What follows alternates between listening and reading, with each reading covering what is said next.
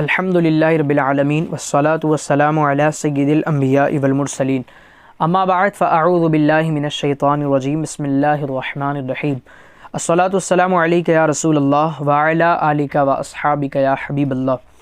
آج ہمارے بیان کا جو ٹاپک ہے وہ ہے لکھنا ضروری ہے۔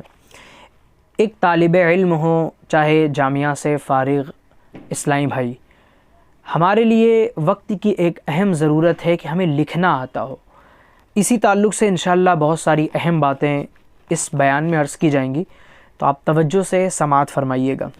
جس طرح اچھا بولنا کمال ہے، اسی طرح اچھا لکھنا یہ بھی ایک کمال ہے۔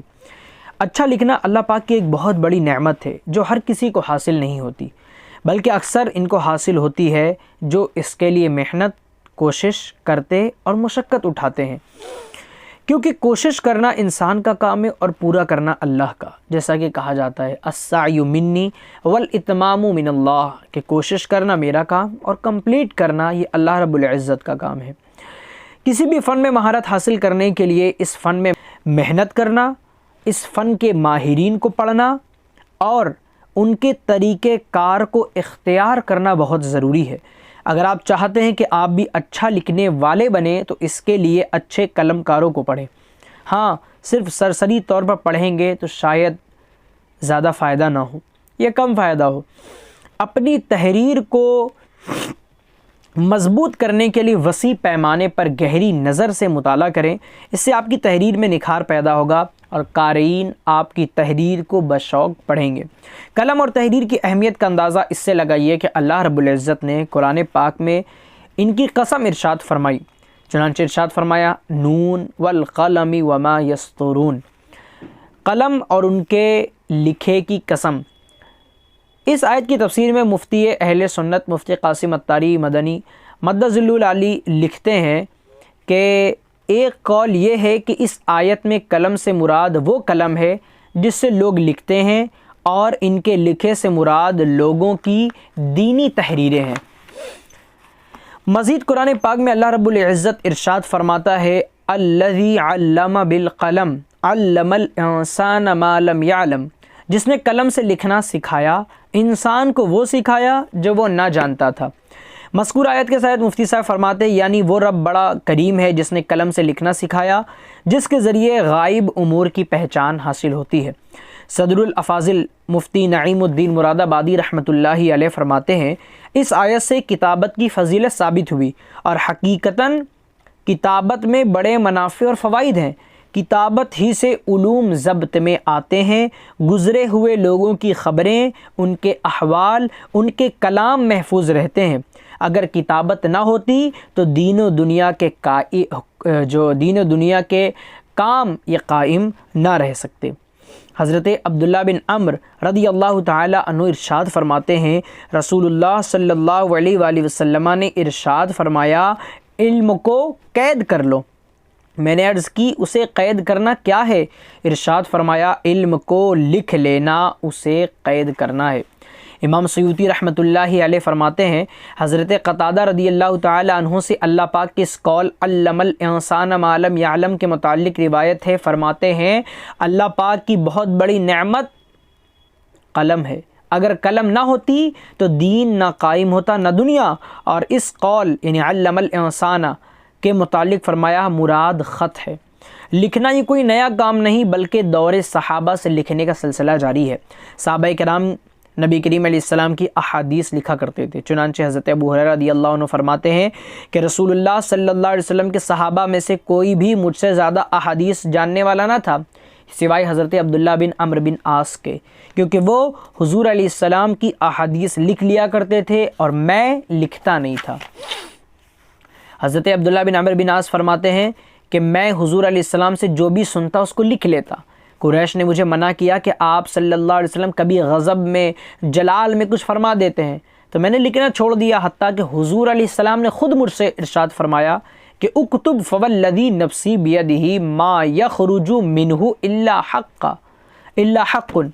فرمایا کہ تم لکھ لیا کرو اس ذات کی قسم جس کے دست قدرت میں میری جان ہے، اس زبان سے صرف حق ہی نکلتا ہے۔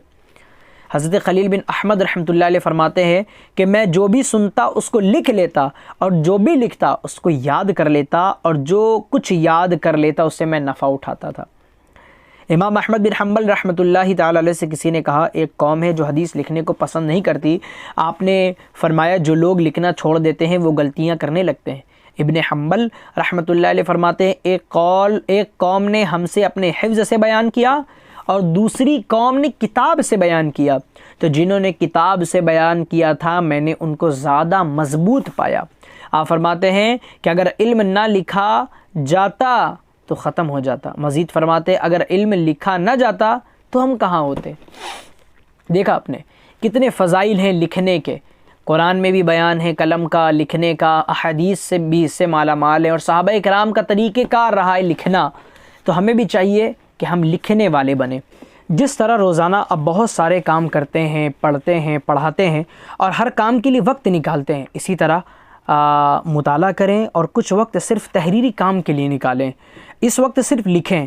مثلاً آپ نے روزانہ مغرب بعد 30 منٹ تحریر کے لیے نکالا کہ مجھے کچھ لکھنا ہے اور اچھا قلم کار بننا ہے، تو روزانہ صرف آپ نے 30 منٹ نکالا اور اس وقت صرف لکھا تو مہینے کے 30 صفحات ہی آپ کے تیار ہو جائیں گے۔ سبحان اللہ۔ اور ایک سال میں 365 صفحات کی آپ کی کتاب تیار۔ یعنی آپ غور کریں کہ کتنا آسان ہے لکھنا، لیکن پھر بھی ہماری غفلتیں ہیں، سستیاں ہیں کہ ہم لکھنے کی طرف نہیں آتے، بلکہ اگر کوئی چھوٹا سا مضمون لکھنے کے لیے کہہ دے، نہیں بلکہ 2 لائن عبارت بنانے کے لیے کہہ دے تو ہمارے لیے مشکل ہو جاتا ہے۔ اس کی وجہ کیا؟ ہماری پریکٹس نہیں ہے، ہمیں اس لیے لکھنا نہیں آتا۔ اگر مسلسل 10 سال تک آپ یہ کام کرتے رہیں، یعنی روزانہ 30 منٹ تحریر کام کے لیے دیتے رہیں اور ہر مہینے 30 صفحات آپ لکھتے رہیں، روزانہ ایک صفحہ لکھیں گے آپ، ہر مہینے کا 30 صفحات ہو جائیں گے اور سال کے 365 صفحات کی ایک کتاب تیار، اور 10 سال تک مسلسل اگر آپ یہ کام کریں گے تو آپ کی 10 جلدوں پر مشتمل ایک ضخیم کتاب منظر عام پر آ جائے گی۔ لیکن یہ یاد رہے کہ لکھنے کے لیے پڑھنا بہت ضروری ہے۔ ایسا نہیں کہ بغیر پڑھے ہم قلم اٹھایا یا لیپ ٹاپ پر یا موبائل پر لکھنا شروع کر دیا۔ جب آپ کا مطالعہ نہیں ہوگا تو آپ کی تحریر میں کبھی بھی جان پیدا نہیں ہوگی، آپ کی تحریر بہتر نہیں ہو پائے گی۔ اسی طرح اگر آپ روزانہ 3 صفحات لکھیں، یعنی پہلے میں نے ایک صفحے کا عرض کیا، اگر آپ روزانہ 3 صفحات لکھیں تو ہر سال آپ کی 3 جلدوں پر مشتمل کتاب یہ منظر عام پر آ جائے گی۔ اگر آپ کے دل میں خیال آئے کہ میں لکھ تو دوں گا، کتاب چھپے گی کیسے، تو آج کل سوشل میڈیا پر یہ کام نہایت آسان ہے۔ آپ کتاب یا رسالہ لکھیں، خود کمپوز کریں اور اس کو نیٹ پر ڈال دیجئے۔ اگر آپ اس پر عمل کریں گے تو فائدہ ہوگا انشاءاللہ کہ آپ کے دنیا سے جانے کے بعد بھی آپ کی کتابیں پڑھی جاتی رہیں گی اور آپ کو اس کا ثواب ملتا رہے گا۔ نبی کریم علیہ السلام کی مشہور حدیث پاک مسلم شریف، ترمذی شریف وغیرہ میں مذکور ہے کہ حضور علیہ السلام فرماتے ہیں کہ اذا مات الانسان انقطع عمله الا من 3، کہ انسان جب مر جاتا ہے تو اس کے تمام اعمال جو منقطع رک جاتے ہیں، ختم ہو جاتے ہیں، مگر 3 چیزوں کا سلسلہ جاری ہوتا ہے۔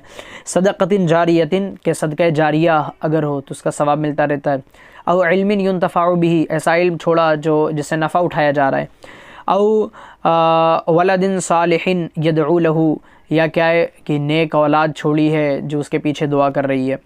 شارح مشکات مفتی احمد یار خان نعیمی رحمۃ اللہ علیہ فرماتے ہیں کہ قلمی تبلیغ صدقہ جاریہ ہے، کہ جب تک لوگ اس کتاب سے دینی فائدہ اٹھائیں گے تب تک اس مصنف کو ثواب ملتا رہے گا۔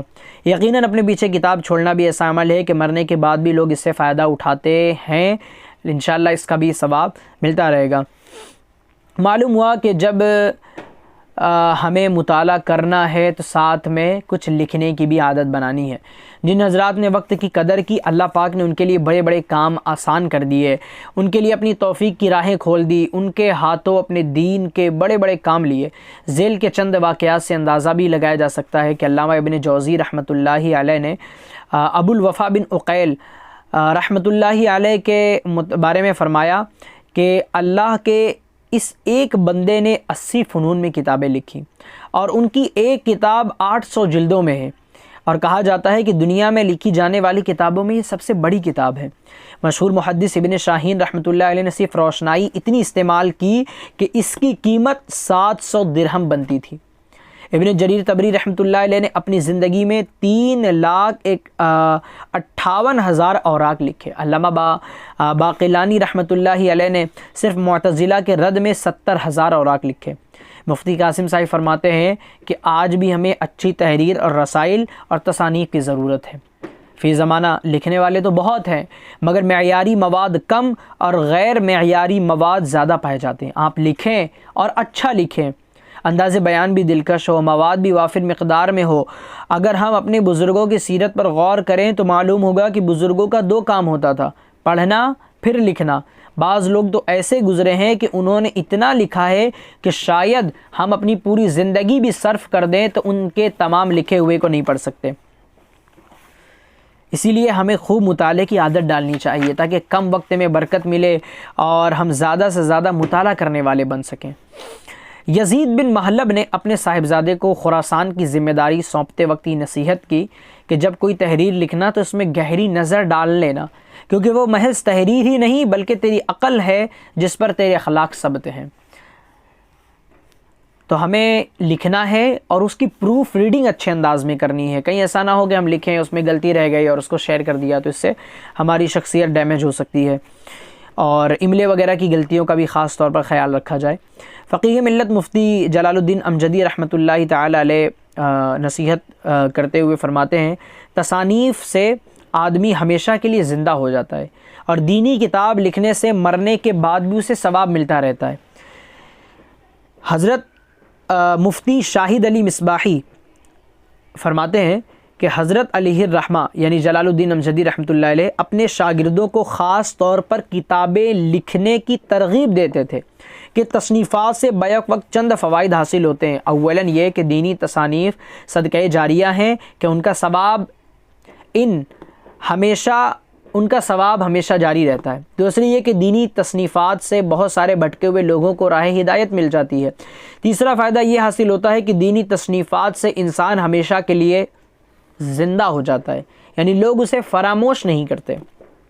ایک مرتبہ حضرت نے تصنیف و تالیف کی طرف رغبت دلاتے ہوئے فقیر راقم کی پوری جماعت کو مخاطب کرتے ہوئے فرمایا کہ دیکھو، شیخ العلماء غلام جیلانی رحمۃ اللہ علیہ عربی زبان و ادب میں اس قدر مہارت رکھتے تھے کہ فی البدی عربی زبان میں اشعار کہتے تھے، مگر انہوں نے اپنے بعد دنیا میں کوئی تصنیف نہیں چھوڑی تو لوگوں نے انہیں فراموش کر دیا۔ علامہ قاضی شمس الدین جونپوری رحمۃ اللہ علیہ نے صرف یہ کیا کہ بہار شریعت سے استفادہ کرتے ہوئے بنام قانون شریعت 2 حصوں میں کتاب مرتب کر کے قوم کو دی، تو آج اسی قانون شریعت کے طفیل ان کا نام زندہ ہے اور رہتی دنیا تک زندہ رہے گا۔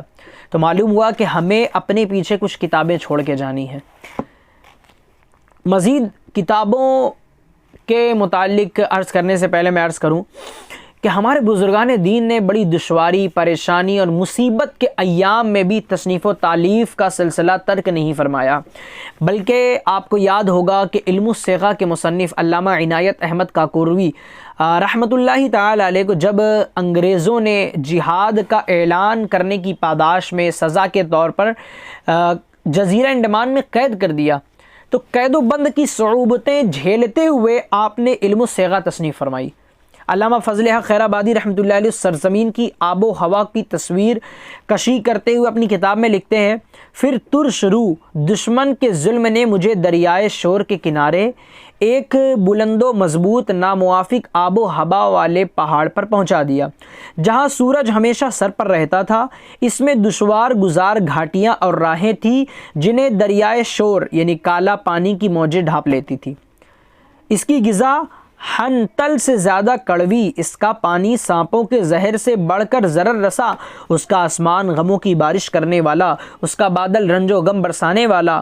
مزید یہ پورے حالات کو انہوں نے بیان کیا ہے۔ کہنے کا مطلب یہ ہے کہ اتنی مصیبت کے ایام میں بھی علامہ عنایت احمد کاکوروی رحمۃ اللہ تعالی علیہ نے علم الصیغہ نامی کتاب وہیں پر لکھی، اور اس کے علاوہ آپ نے بھی تواریخ حبیب الہ بھی وہیں پر لکھی۔ اسی جگہ پر فضل خیر آبادی رحمۃ اللہ علیہ کو بھی قید کیا گیا تھا۔ آپ نے بھی اسی ماحول میں کوئلے سے کتاب الثورۃ الہندیہ لکھی۔ اس کے علاوہ امام سرخسی رحمۃ اللہ علیہ کو بادشاہ وقت نے کنویں میں قید کروا دیا تھا۔ آپ کے تلامذہ کنویں کے پاس آ کر جمع ہو جاتے، آپ مسائل بیان فرماتے اور طلباء اس کو لکھ لیا کرتے تھے، اور مکمل 30 جلدوں میں کتاب المبسوط امام سرخسی کی یہ تیار ہوئی، جیسا کہ تاج التراجم اور دیگر کتاب میں یہ واقعہ مذکور ہے۔ یعنی آپ غور کریں کہ کنویں میں تشریف فرما امام سرخسی اور کنویں کے باہر ان کے طلباء جو موجود ہیں وہ ان کو کتابیں لکھوا رہے ہیں۔ ان واقعات سے معلوم ہوا کہ اگر انسان میں کچھ کرنے کا جذبہ اور حوصلہ ہو تو جیل کی سلاخوں کے پیچھے کنویں کی گہرائی میں قید ہو کر یا کسی جزیرے کی تنہائی میں بیٹھ کر بھی تصنیف و تالیف یا دیگر کام کیا جا سکتا ہے۔ ہمیں بھی چاہیے کہ لکھنے کی عادت بنائیں، مطالعے کے نوٹ بنا لینا اچھا مضمون نگار بننے میں معاون ثابت ہوگا۔ آپ جو بھی پڑھیں، جس کتاب کا بھی مطالعہ کریں، اس کے اہم اور مفید نکات ضرور لکھ لیا کریں۔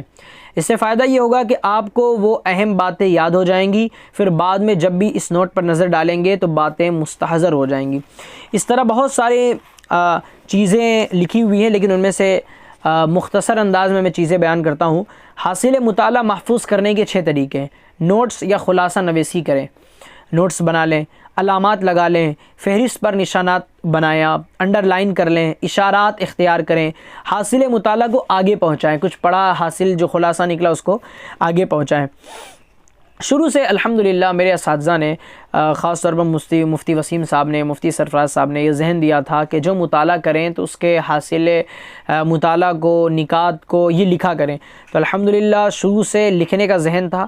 درجہ خامسہ میں الحمدللہ اساتذہ کی رہنمائی پر میرات المناجی مکمل پڑھنے کا الحمدللہ موقع ملا تھا، تو اس کے اہم نکات میں نے لکھ لیا تھا، اور آج بھی الحمدللہ اتنی موٹی کاپی میں میرے پاس وہ نکات موجود ہے۔ بخاری شریف اور عمدۃ القاری کا جب مطالعہ چل رہا تھا اس کے نکات لکھے تھے، اسی طرح بحر شریعت، احیاء العلوم، فتاوی رضویہ اور علوم حدیث کے مختلف کتاب پڑھنے کے متعلق بھی پڑھنے کے درمیان میں نے بہت سارے نکات لکھ لیے تھے، اور اتنی زیادہ کاپیاں میرے پاس ابھی بھی الحمدللہ وہ موجود ہے جس میں میں نے اپنے نکات لکھے ہیں۔ تو آپ بھی جب بھی کوئی کتاب پڑھیں تو اس کے اہم نکات، پوائنٹس یہ نوٹ کر لیا کریں۔ مزید ایک بڑی پیاری اور دلچسپ بات یہ ہے کہ اللہ تعالیٰ نے اس امت کو جہاں بہت ساری خصوصیات سے نوازا، انہی خصوصیات میں سے خصوصیت تصنیف و تالیف بھی ہے کہ یہ اعزاز جس طرح اس امت کو حاصل ہے سابقہ امتوں میں یہ حاصل نہ تھا۔ حضرت شیخ ابو بکر بن ابن عربی رحمۃ اللہ تعالی علیہ ارشاد فرماتے ہیں، تصنیف و تالیف کے میدان میں اس امت کے مرتبے تک پہلی امتوں میں سے کوئی شخص ابھی ہرگز نہ تھا، نہ ہی اصول سے مسائل نکالنے اور اس کی چھان بین کرنے میں اس امت کے قدم بقدم کوئی چل سکا۔ تو یہ تصنیف و تالیف کا جو کثیر سلسلہ پایا جا رہا ہے نا، یہ اس امت محمدیہ کی خصوصیت ہے۔ علامہ عبدالحکیم شرف قادری رحمۃ اللہ علیہ فرماتے ہیں، آج کے دور میں لکھنا اور وہ کسی علمی موضوع پر اور عالمانہ انداز میں بڑا مجاہدہ بلکہ جہاد ہے۔ ہمارے علماء اکثر خطابت کو اختیار کرتے ہیں یا لکھتے بھی ہیں تو ایسے موضوعات پر جن پر پہلے بہت ساری کتابیں لکھی جا چکی ہیں۔ لکھنے کے لیے نئے نئے موضوعات تجویز کیے جائیں، خاص طور پر نوجوان نسل کے ذہن کو مطمئن کرنا یہ وقت کی اہم ضرورت ہے۔ طلباء کو تعلیم کے ساتھ ساتھ تصانیف کی جانب متوجہ کرنا ضروری ہے اور باقاعدہ تحریری مشقیں کرائی جائیں۔ محدث اعظم پاکستان مولانا سردار احمد قادری رحمۃ اللہ علیہ فرماتے ہیں کہ ہر دن ضرور کچھ نہ کچھ لکھو، خواہ وہ 3 سطریں ہوں۔ اس کا نتیجہ یہ ہوگا کہ روزانہ اس مختصر سی مشق سے ایک دن آپ کی تصنیف کردہ کتاب منظر عام پر آ جائے گی، جس سے آپ کو دینی خدمت پر خوشی ہوگی۔ علامہ عطا محمد بندیالوی رحمۃ اللہ علیہ فرماتے ہیں، طالب علم تحریر سے زیادہ متاثر اور مطمئن ہوتا ہے اور یہ تحریر ہمیشہ رہتی ہے۔ علامہ ابن جوزی رحمۃ اللہ علیہ فرماتے ہیں کہ بندے کی اولاد ہونی چاہیے جو اس کے بعد اللہ کا ذکر کرتی رہے اور اسے اجر ملتا رہے، یا ایک کتاب تصنیف کر دے کہ عالم کی تصنیف ہمیشہ رہنے والی اولاد ہے اور دوسرے لوگ اس سے نقل کرتے رہیں، اس طرح مصنف ہمیشہ زندہ رہتا ہے۔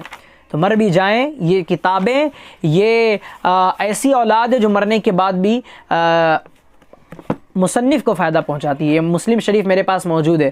آج امام مسلم تو سینکڑوں سال پہلے بلکہ ہزاروں سال پہلے ہمارے درمیان سے جا چکے، لیکن مسلم شریف آج بھی زندہ ہے، پڑھی جا رہی ہے، ان کے مصنف کو ایصال ثواب کیا جا رہا ہے۔ تو ان کی قبر میں آج بھی اس کی برکتیں ان کو ملتی ہوں گی اور اس کے فوائد ان کو ملتے ہوں گے۔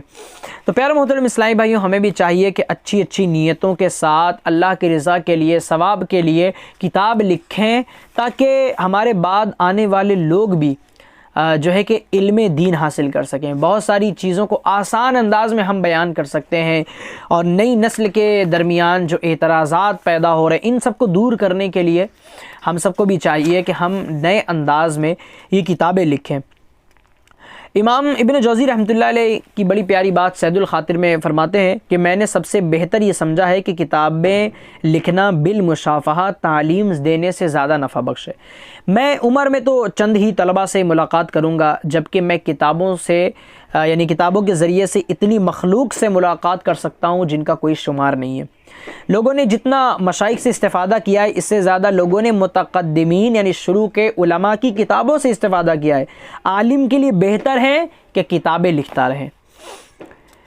تو لکھیں، کتاب لکھیں، رسالہ لکھیں، اس کے اچھے انداز میں چند مرتبہ پروف ریڈنگ کریں، اپنے اساتذہ اور دیگر لوگوں کو دکھائیں، کیونکہ بہت مرتبہ ایسا ہوتا ہے کہ ہم لکھ لیتے ہیں لیکن ہماری غلطی ہمیں نظر نہیں آتی، ہمارے دوست یا سینئر ہیں یا اساتذہ ان کو غلطی نظر آ جاتی ہے۔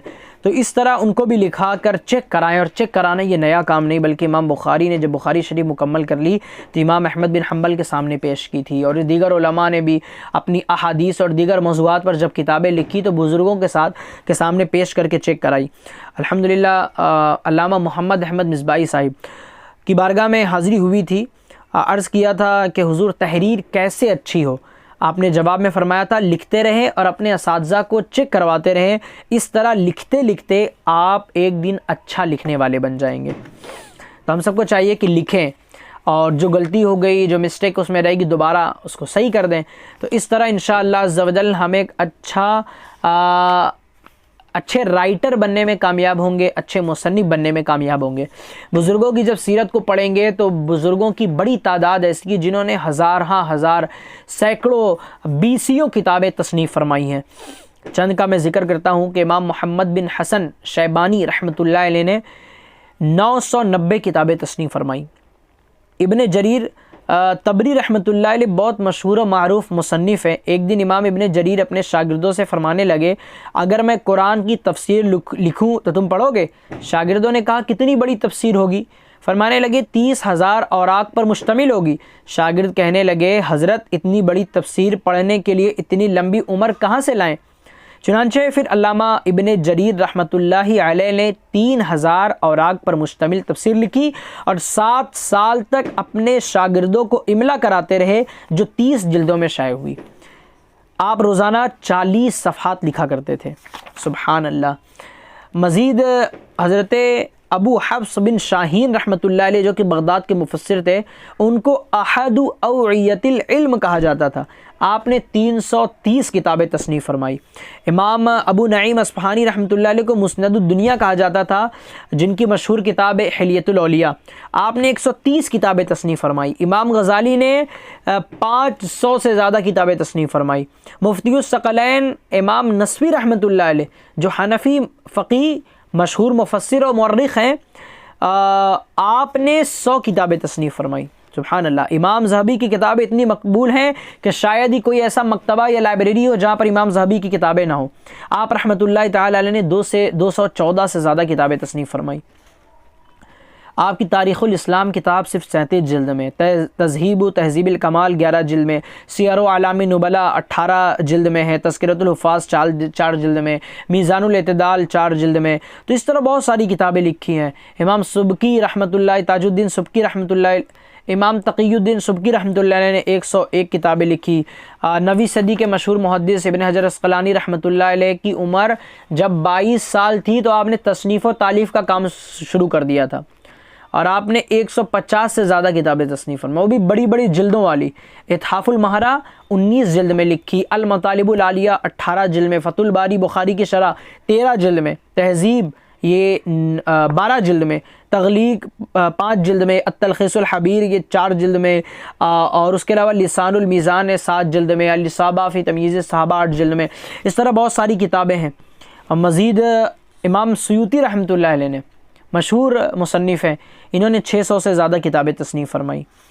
اللہ اکبر، امام ذہبی اور اس طرح دیگر کے واقعات آپ نے سنے. اور اپنے ہم اگر قریبی دور میں نظر کریں تو امام اہل سنت رحمۃ اللہ تعالی علیہ کی عمر بڑی کم تھی، تو آپ نے تصنیف کا کام شروع کر دیا.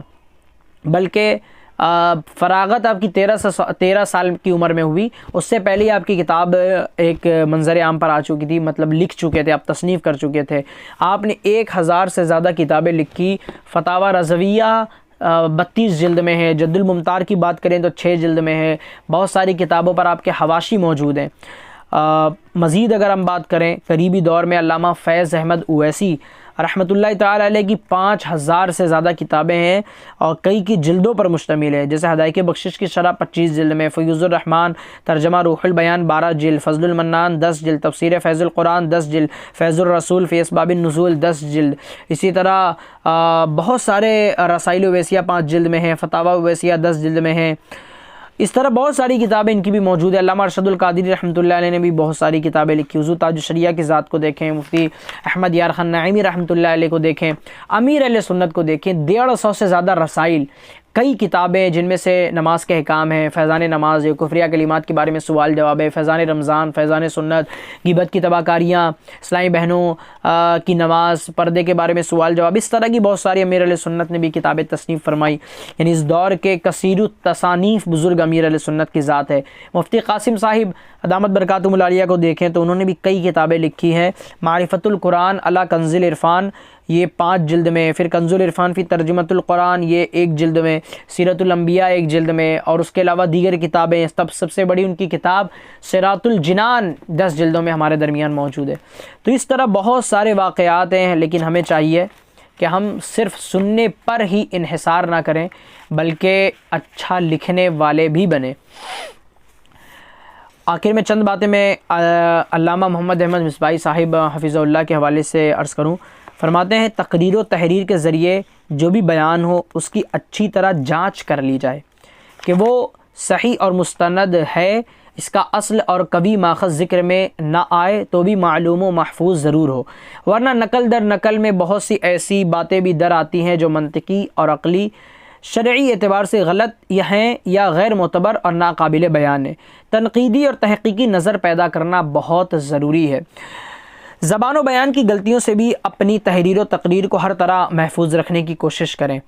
میں نے آیت پڑھا، تم نے حدیث سنا، خدا کے احکامات، اس امر کی وجوہات، رسومات وغیرہ جیسی تراکیب و الفاظ سے بھی بچنا چاہیے.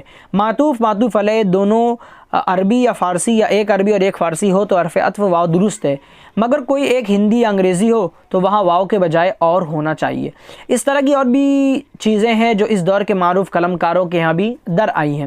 شاید کہ بر وقت ان کی اصلاح کرنے والا کوئی نہ ملا. مبتدیوں کی غلطیاں تو بہت ہیں، انہیں اساتذہ سے معلوم کرنا چاہیے. بولنے اور لکھنے سے پہلے اپنے سامع اور قاری کو متعین کریں کہ میں بات کن سے کر رہا ہوں، میں لکھ کن کے لیے رہا ہوں. جس سطح کے ہوں اسی سطح کی گفتگو کریں اور زبان میں بھی اس کی رعایت کریں.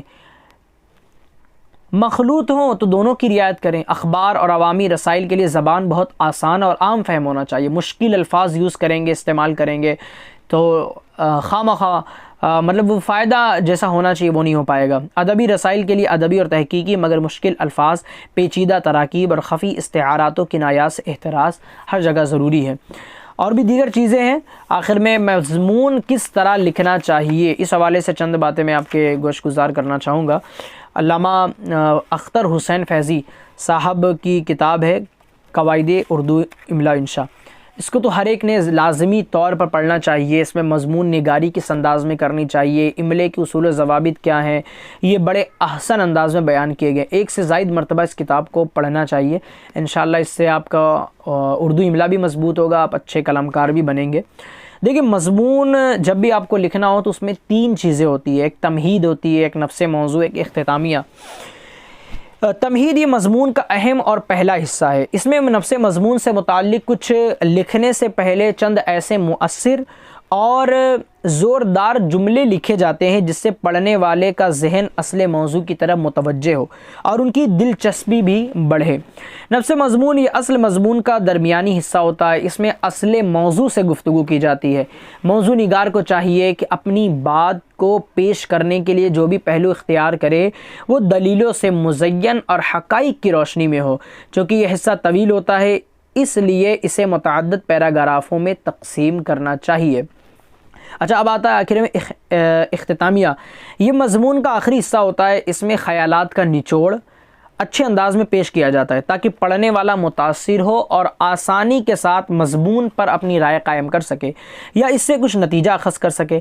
ان تینوں اجزاء کے درمیان ایسا مضبوط تعلق ہونا چاہیے کہ پڑھنے والے کو کہیں بھی بے ربطی کا احساس نہ ہو۔ تو ان تمام چیزوں کو ملحوظ خاطر رکھیں گے تو انشاءاللہ آپ ایک اچھا لکھنے والے بننے میں کامیاب ہوں گے۔ جیسے مثال کے طور پر کسی کو حسن اخلاق پر لکھنا ہے تو آپ ابتدائی باتیں کچھ بیان کریں، حسن اخلاق کہتے کسے ہیں، اس کی کیا ضرورت و اہمیت ہے، یہ چیزیں کچھ بیان کر کے پھر قرآن کی آیات، احادیث اور جو بزرگوں کے واقعات اگر ذکر کرنا چاہتے تو وہ درمیانی حصے میں نفس مضمون میں آپ ذکر کریں، اور آخر میں آپ نتیجہ ذکر کریں کہ مثال کے طور پر ہمیں بھی چاہیے کہ ہم بھی حسن اخلاق سے اپنے آپ کو مزین کریں، احادیث میں جو فضائل بیان کیے گئے ان کو اپنے اوپر نافذ کریں اور دیگر چیزیں اس طرح بیان کر کے یہ آپ کا ایک اچھا مضمون تیار ہوگا۔ لیکن جب بھی مضمون لکھیں اپنے ساتھیوں کو بھی چیک کرائیں، وہ آپ کی غلطیاں آپ کو بتائیں گے، اور اسی طرح اپنے اساتذہ کو اور جو ماہرین ہیں اس فن کے ان کو چیک کرائیں گے تو انشاءاللہ دھیرے دھیرے آپ ایک اچھا لکھنے والے بن جائیں گے۔ اللہ پاک ہم سب کو مضمون نگاری کرنے، مقالہ نویسی اور اچھے انداز میں کتاب لکھنے کی توفیق و سعادت عطا فرمائے۔ بہت ساری باتیں جو میں نے بیان کی وہ رسالہ ہے لکھنا ضروری ہے، اسکرین پر جو آپ دیکھ رہے ہیں، تو مضمون نگاری، مقالہ نویسی اور کتاب لکھنے پر ابھارنے والی ایک مختصر اور جامع کتاب ہے۔ آپ اس کو سرات پبلیکیشن سے حاصل کر سکتے ہیں، اس کو حاصل کریں اور اس کا مطالعہ کریں۔ انشاءاللہ عز و جل اس کتاب کو پڑھنے کے بعد آپ بھی انشاءاللہ امید ہے کہ لکھنے والے بنیں گے۔ بہت سارے اسلامی بھائیوں نے جو اس رسالے کا مطالعہ کیا تو ان کے تاثرات بڑے اچھے تھے۔ انہوں نے کہا کہ میرا تو یہ رسالہ پڑھ کر دل کر رہا تھا بس میں لکھنا شروع کر دوں، بعض نے لکھنا شروع کیا، بعض نے چیک کرانا شروع کیا۔ تو آپ بھی ہمت کریں گے انشاءاللہ اللہ پاک ہم سب کو بھی انشاءاللہ کامیابی اور ترقی عطا فرمائے گا۔ صلو علی الحبیب صلی اللہ علیہ محمد۔